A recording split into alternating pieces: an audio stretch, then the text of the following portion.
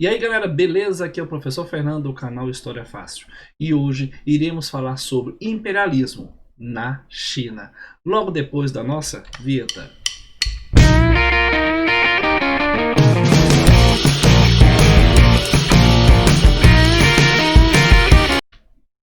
Bem galera, antes de começar esse vídeo eu gostaria que vocês dessem o seu like, compartilhassem e se inscrevessem no canal, beleza? Como eu disse, iremos falar sobre o imperialismo na China, parte 1.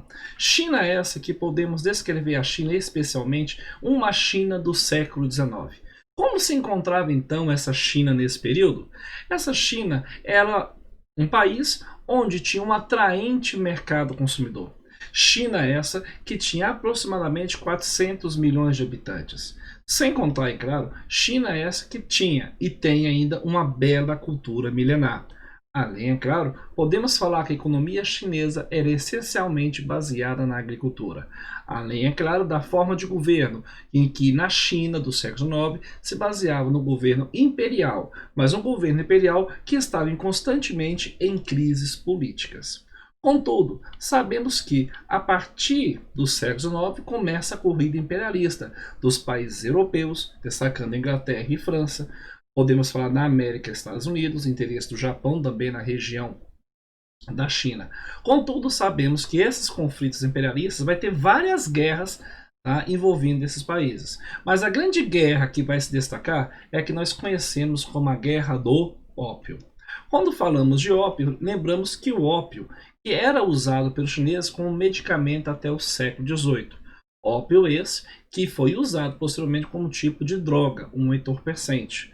A Inglaterra, durante sua política imperialista na Índia, começa então a produzir de maneira acelerada e em grande quantidade o ópio, forçando assim que a mercadoria para exportação e vendendo em grande quantidade, estimulando o vício entre quem? Entre a população chinesa. Levando a esse vício, começa a ocorrer o que? Malefícios.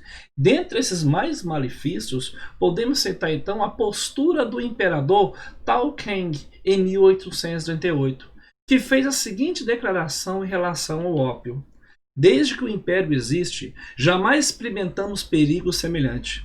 Esse veneno debilita nosso povo, seca nossos ossos. É um verme que corrói nosso coração e arruína nossas famílias. Em 1838 é feita também uma petição, no qual é exigido pena de morte para os traficantes e comerciantes de ópio. Diante disso, o ópio, então, com a atitude do imperador, é proibido de ser comercializado na China. Só que, em 1839, em Cantão, a autoridade chinesa, acatando ordens imperial, obrigaram representantes britânicos a entregar cerca de 20 mil caixas de ópio. Essas 20 mil caixas de ópios foram jogadas ao mar. Cantão, como nosso matinho aí, uma província da China. Beleza? Você acha que a Inglaterra vai ficar de braços cruzados? Olha só, a Inglaterra exigiu uma indenização pelas perdas, acusando os chineses de desacatar sua autoridade e bloquear o livre comércio na região. Os chineses, é claro, defendendo sua política nacionalista, defendendo o seu povo, não vai aceitar pagar tal indenização. E ao não aceitar pagar essa indenização, em 1839 ocorre então o início da chamada Guerra do Ópio.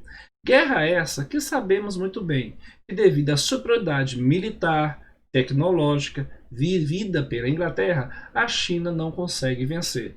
Em 1842, China derrotada e obrigada a assinar o Tratado de Nanquim. Tratado esse que estabelecia que a China abria 5 dos seus portos ao livre comércio, abolia o sistema fiscalizador chinês e entregava a ilha de Hong Kong à Inglaterra. Só para curiosidade, a ilha de Hong Kong fica sob a tutela da Inglaterra até 1997. Sabemos então que a partir da Guerra do Ópio é provada, é demonstrada o imperialismo inglês na região da China.